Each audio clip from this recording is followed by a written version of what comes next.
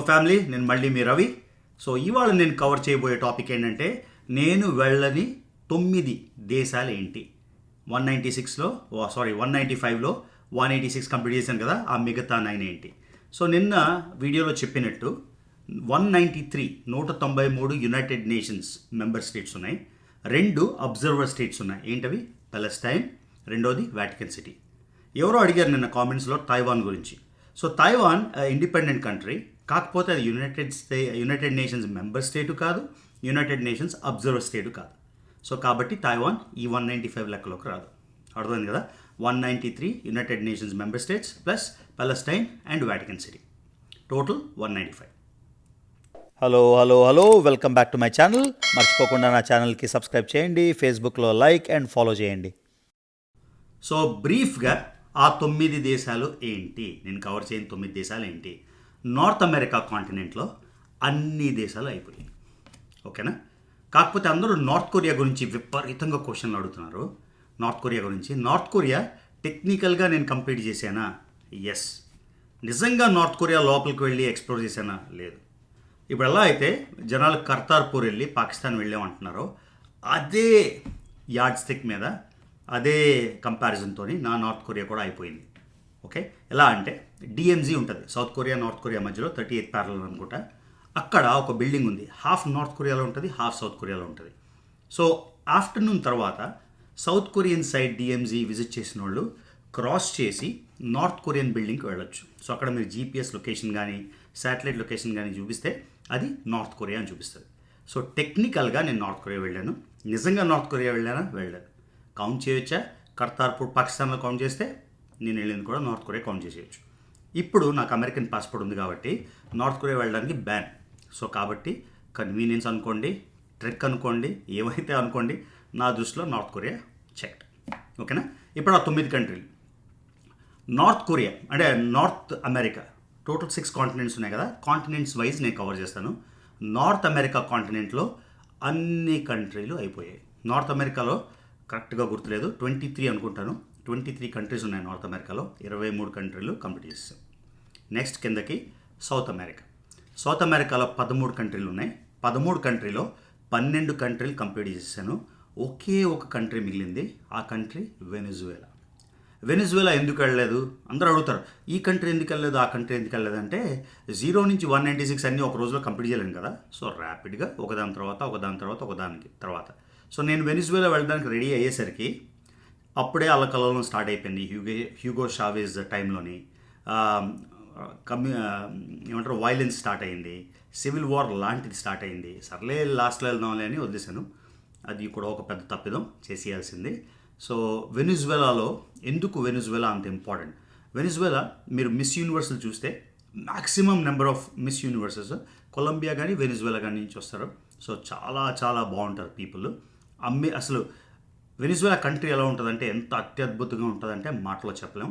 అన్నిటికన్నా most important thing ఏంటంటే వెనిజువేలాలో Angel Falls, world's tallest waterfall, చాలా చాలా టాల్, అది వెనిజువేలాలో ఉంది. సో వెనిజువేలా ఎప్పుడు వెళ్దామా అని నాకు కూడా ఆతృతగానే ఉంది. సో అదొక country number 1 out of the 9 Venezuela. Next continent ఆఫ్రికాకి వెళ్ళిపోదాం. ఆఫ్రికాలో 54 కంట్రీస్ ఉన్నాయి. ఓకే, కొంచెం అటు ఇటు లెక్క తప్పు అయితే నన్ను సాధించకండి కామెంట్లో, అంత మెమరీ బడి చెప్తున్నా. 54 కంట్రీలు ఉన్నాయి. 54లో 52 కంప్లీట్ చేశాను, 2 మిగిలే. అందులో ఫస్ట్ది లిబియా కూడా ఏంటో చేసేయాల్సింది, కాకపోతే మనకు టైం కుదరలేదు. టైం వచ్చేసరికి లిబియాలోని మళ్ళీ సివిల్ వార్ స్టార్ట్ అయింది. గదాఫీ గారిని చంపేశారు. గదాఫీ చంపేశాక బెంగాజీ సిటీ ఉన్న ప్రావిన్స్ వేరే, ట్రిపోలి ఉన్న ప్రావిన్స్ వేరే, ఈ 2 కొట్టుకొని సస్తున్నారు. లిబియా వెళ్ళడం కష్టమేం కాదు. ఒక బిజినెస్ వీసా అప్లై చేయాలి. ఆ బిజినెస్ వీసా ఎక్కడ అప్లై చేయాలి? ఏవో కొన్ని కంట్రీలు ఉన్నాయి, ఇటలీ అలాగా అని. మొత్తానికి ఆ హోల్ ప్రాసెస్ ఒక $4,000-5,000 అవుతుంది. కొంచెం ఎక్స్పెన్సివ్, కానీ పర్వాలేదు, డబ్బులు విషయం కాదు. టైం కుదరలేదు. నాకు లిబియా కూడా ఎందుకు అంత ఇష్టం అంటే, నాకు ఏన్షియంట్ సైట్స్ ఎక్స్ప్లోర్ చేయడం చిన్నప్పటి నుంచి చాలా చాలా చాలా చాలా ఇష్టం. అంటే సివిలైజేషన్స్ అన్నీ. సో రోమన్ రూయిన్స్ రోమ్లో ఉన్నాయి. రోమ్లో కాకుండా టునీషియాలోని దుగ్గా అని ఒక ప్లేస్లో రోమన్ రూయిన్స్ చూశాను, అసలు మెస్మరైజింగ్. అల్జీరియాలో రోమన్ రూయిన్స్ చూశాను, చాలా చాలా చాలా బ్యూటిఫుల్. అవి కూడా. కాకపోతే లిబియాలోని లెప్టిస్ మ్యాగ్నా అని ఒక అమేజింగ్ ఏన్షియంట్ రోమన్ సైట్ ఉంది. నేను ఇప్పుడు దాకా పిక్చర్లు వీడియోలు చూసిన దానిలో ద బెస్ట్ ఏంటంటే లెప్టిస్ మ్యాగ్నా. సో లిబియా వెళ్ళడానికి కూడా చాలా ఆతృతగా ఉంది. అది ఆఫ్రికాలో కంట్రీ నెంబర్ 1, మన లిస్ట్లో కంట్రీ నెంబర్ 2. ఓకేనా? చిన్న బ్రేక్, కొంచెం గ్రీన్ టీ తాగుదాం. ఓకే, థర్డ్ కంట్రీ, ఆఫ్రికాలో సెకండ్ కంట్రీ ఏంటంటే సోమాలియా. మీకు సోమాలియా గురించి స్టోరీ తెలుసు. ఎక్కడ ఉన్న సోమాలియా పైరట్స్ అంటారు, సోమాలియా ఇది. ప్రపంచంలో చాలామంది వరల్డ్ ట్రావెలర్స్ ఎవరైతే సోమాలియా కంప్లీట్ చేసామని చెప్పారో అందులోని 90% మంది నిజంగా సోమాలియా వెళ్ళారు. నిన్న మీకు చెప్పినట్టు సోమాలియాలోనే ఒక బ్రేక్అవే ప్రావిన్స్ ఉంది. అంటే నార్దర్న్ పార్ట్ ఆఫ్ సోమాలియా, దాన్ని సోమాలిలాండ్ అంటారు. వాళ్ళది వేరే గవర్నమెంట్, వేరే ఇమిగ్రేషను, వేరే వీసా రూల్స్, వేరే కరెన్సీ, వేరే flag. So it's like an independent country. కాకపోతే world for whatever diplomatic reasons they don't consider it a valid country and the United Nations does not consider it a valid country. So ఒకవేళ నేను సోమాలిలాండ్ వెళ్తే అది Somalia కింద count చేసేయచ్చు. సోమాలిలాండ్ వెళ్ళడం చాలా చాలా ఈజీ. జిబూటీ కానీ ఇథియోపియా అడిస్ అబాబా వెళ్తే 1 డేలో వీసా వచ్చేస్తుంది. సోమాలిలాండ్ వెళ్ళిపోయి సోమాలియా వెళ్ళామని చెప్పచ్చు. ఎందుకంటే టెక్నికల్గా వరల్డ్ జియోగ్రఫీలో సోమాలిలాండ్ వెళ్తే సోమాలియా వెళ్ళినట్టు. ఓకేనా? అది మన కంట్రీ నెంబర్ 3, ఆఫ్రికాలో కంట్రీ నెంబర్ 2. ఓకేనా? సో సౌత్ అమెరికా కవర్ చేసాం, నార్త్ అమెరికా కవర్ చేసాం, ఆఫ్రికా కవర్ చేసాం. Next continent Europe. యూరోప్లో అన్ని కంట్రీస్ కంప్లీట్ అయిపోయాయి, ఏ కంట్రీ మిగలలేదు. ఓకే, నార్త్ అమెరికాలో అన్నీ అయిపోయి, యూరోప్లో అన్నీ అయిపోయి, సౌత్ అమెరికాలో 1, ఆఫ్రికాలో 2. దీంతో మనకి ఎన్ని కంట్రీలు అయ్యాయి? 3 కంట్రీలు అయ్యాయి. ఓకేనా? నెక్స్ట్ కాంటినెంట్ ఏంటి? ఏషియా. సో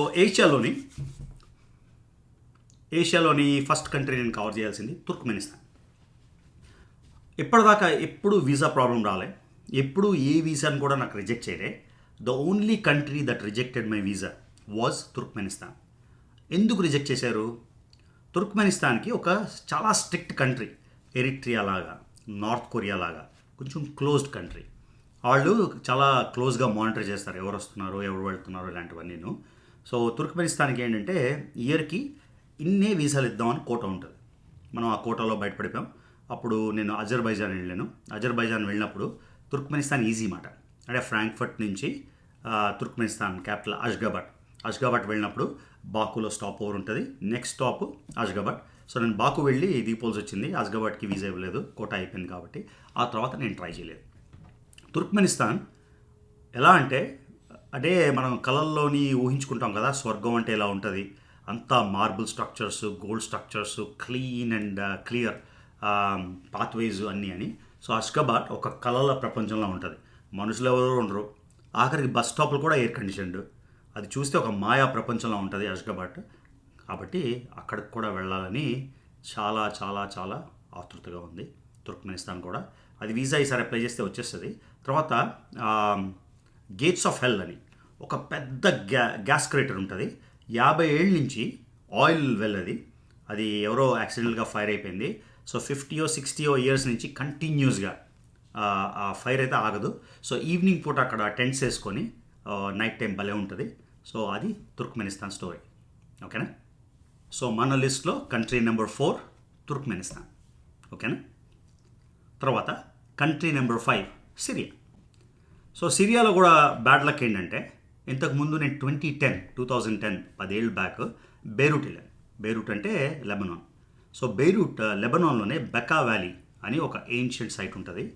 చాలా చాలా చాలా బాగుంటుంది బెకా వ్యాలీ. ఆ బెకా వ్యాలీలో బాల్బెక్ అవి కూడా రోమన్ రూయిన్స్ చాలా చాలా బాగుంటాయి. సో నేను బెకా వ్యాలీ వెళ్ళాను. అక్కడి నుంచి సిరియా బార్డర్ 1 అవర్. సో నేను మొత్తానికి సిరియా బార్డర్కి 1 అవర్కి వెళ్ళాను. వీసా ఇస్తారా అంటే ఇస్తాము అన్నారు. కాకపోతే 36 అవర్స్ టు 48 అవర్స్ వెయిట్ చేయు అన్నారు. నాకేమో ప్లాన్స్ అన్నీ ఉన్నాయి, రిటర్న్ ఫ్లైట్స్ బుక్ అయిపోయాయి. తర్వాత వెనక్కి వచ్చి వర్క్ చేయాల్సి వచ్చింది. మళ్ళీ 36 అవర్స్ ఎదురు చూస్తాం, ఇంకోసారి వద్దాంలే అనుకున్నా, అయిపోయింది.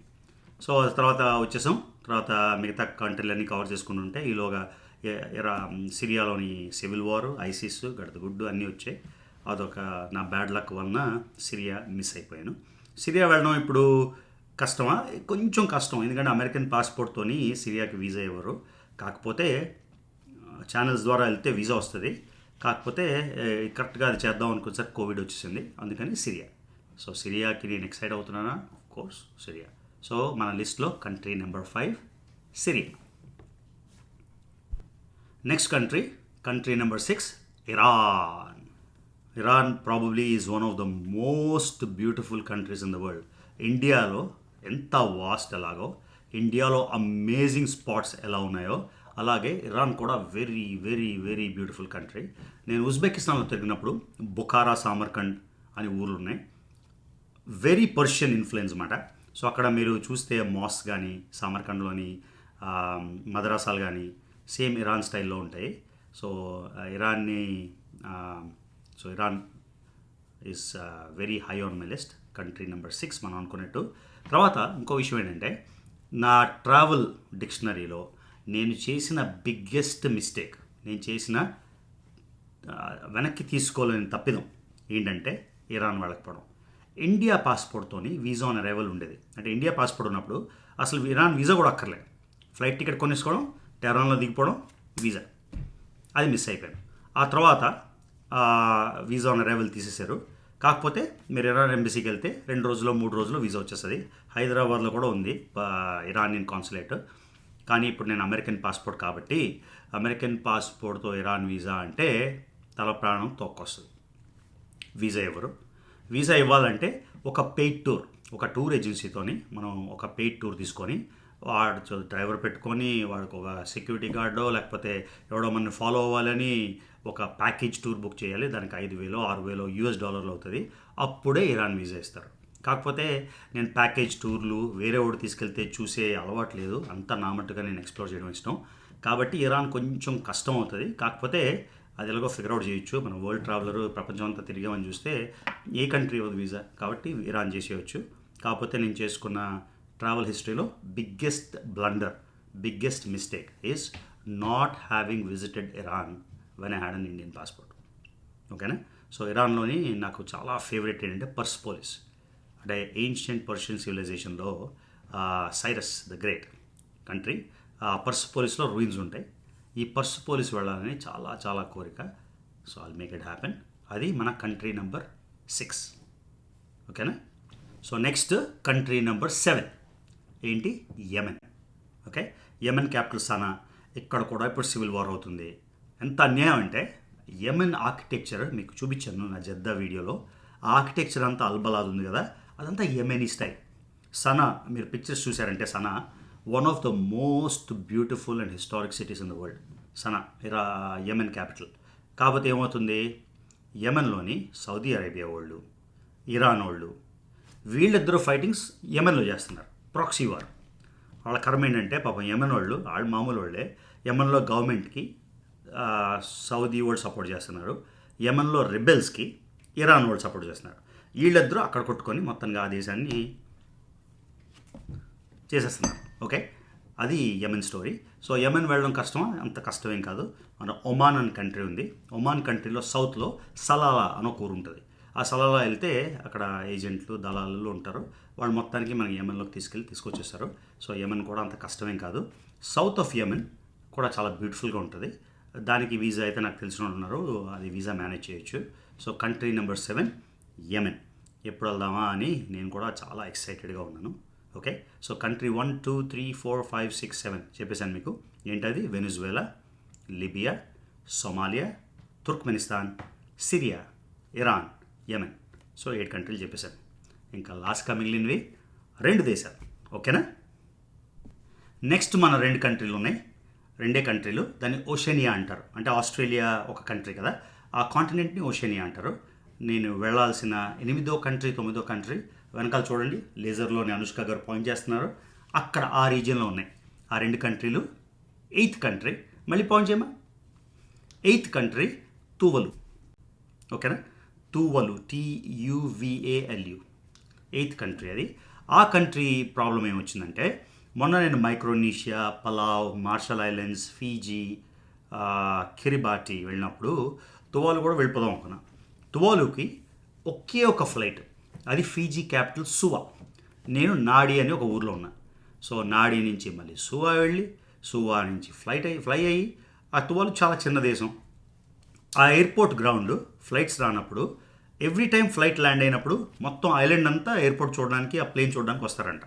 తర్వాత ఎయిర్పోర్ట్ ప్లేన్స్ ఆపరేట్ అవునప్పుడు ఫ్లై అవునప్పుడు హోల్ కంట్రీ అక్కడ క్రికెట్ గ్రౌండ్ లాగా ఫుట్బాల్ గ్రౌండ్ లాగా ఎయిర్పోర్ట్ రన్వే మీద ఆడుకుంటారు. సో తువాల్లో చూడాల్సింది ఏం లేదు కాబట్టి నేనేమనుకున్నా అంటే వెళ్ళి ఒక రోజు ఉండి వచ్చేద్దాం అనుకున్నా. కాకపోతే ఫ్లైట్ ప్యాటర్న్ ఏంటంటే అక్కడ తప్పదు 2-3 రోజులు ఉండాలి. సో నాకు మెయిన్ నాడి నుంచి సువా వెళ్ళి సువా నుంచి తువాల్లో 3 రోజులు ఉండి అంత టైం అయితే లేదు.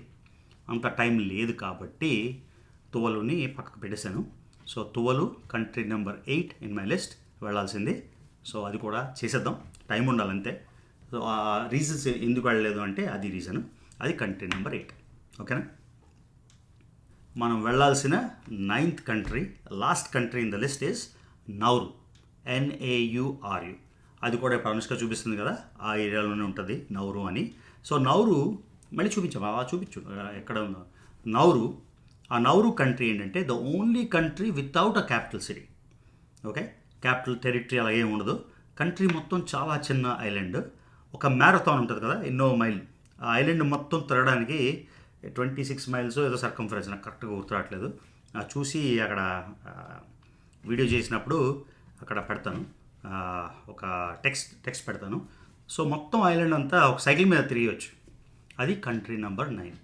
దానికి వెళ్ళాలంటే ఇదే ప్రాబ్లం, ఇమ్మీడియట్గా ఫ్లైట్స్ ఉండవు, వారానికి ఒక రోజు 2 రోజులు ఉంటాయి. అక్కడికి వెళ్ళడానికి ఆ ఊరు వెళ్ళి ఈ ఊరు వెళ్ళి టైం పడుతుంది. సో అందుకని ఇవన్నీ లాస్ట్కి వదిలేసాను, చేసేద్దాం 1 ఇయర్లో అని. సో ఇప్పుడు కోవిడ్ వచ్చింది కాబట్టి ఏమి చేయలేము. సో అదనమాట. So countries 1 to 9. మీ అందరికీ ఏమైనా క్వశ్చన్లు ఉంటే మళ్ళీ అడగండి. చాలామంది ఫిట్నెస్ గురించి అడుగుతున్నారు. రోజుకి ఒక వీడియో చేయగలను, రోజుకి వందలాది క్వశ్చన్ వస్తున్నాయి. నా దగ్గర ఉన్న వీడియోలు ఎడిట్ చేయడానికే టైం లేదు. సౌదీ అరేబియా ఇంకా ఎపిసోడ్ 3, ఎపిసోడ్ 4, ఎపిసోడ్ 5 ఉన్నాయి, అవి ఎడిట్ చేయాలి. ఎప్పుడు చేయాలో అర్థం కావట్లేదు. కాకపోతే అన్నీ చేస్తాను మెల్లగా, రోజుకొకటి, వర్స్ట్ కేస్ 2 రోజులకొకటి మొత్తానికి వీడియోలు చేసి అయితే మీతో షేర్ చేసుకుంటాను. ఈ వీడియో మీకు నచ్చిందని అనుకుంటాను. మీకు నచ్చితే, ఇన్ఫర్మేటివ్గా అనిపిస్తే, నా వీడియోస్ ప్రపంచం అంతా ఫ్రీగా చూపిస్తున్నాం కదా విత్ డీటెయిల్స్, అది నచ్చితే, తర్వాత డైలీ వ్లాగ్స్ అవి నచ్చితే దయచేసి సబ్స్క్రైబ్ చేయండి. ఎందుకంటే సబ్స్క్రైబ్ చేస్తే ఏదో వచ్చేస్తుందని కాదు, సబ్స్క్రైబ్ చేస్తే వ్యూస్ వస్తే మోటివేషన్ ఉంటుంది అన్నమాట. ఒక వీడియోకి ఏదైనా 5,000, 2,000, 3,000 వ్యూస్ వస్తే సర్లే ఎప్పుడు చేద్దాం, నెక్స్ట్ వీక్ చేద్దామని అనిపిస్తుంది. అదే కొంచెం రెస్పాన్స్ బాగుంటాయి, కామెంట్లు బాగుంటాయి, వ్యూస్ బాగుంటాయి, అప్పుడు చేయడానికి కొంచెం మోటివేషన్ వస్తుంది, చేయాలనిపిస్తుంది. అందుకని please subscribe, please like and please share. So I cannot wait for tomorrow's live call. రేపు 7:30 PM మండే ఇండియా టైంలో, నాకెంత అవుతుంది, మార్నింగ్ 10 AM అవుతుంది. ఈ టైంలో రేపు ఒక 1 hour అని అట్లీస్ట్ చేద్దాం. సో ఎన్ని క్వశ్చన్లు అంటే అన్ని క్వశ్చన్లు ఆన్సర్ చేయలేను, కాకపోతే వీలైనన్ని క్వశ్చన్లు అయితే ఆన్సర్ చేయడానికి ట్రై చేస్తాను. Thank you so much. జై హింద్.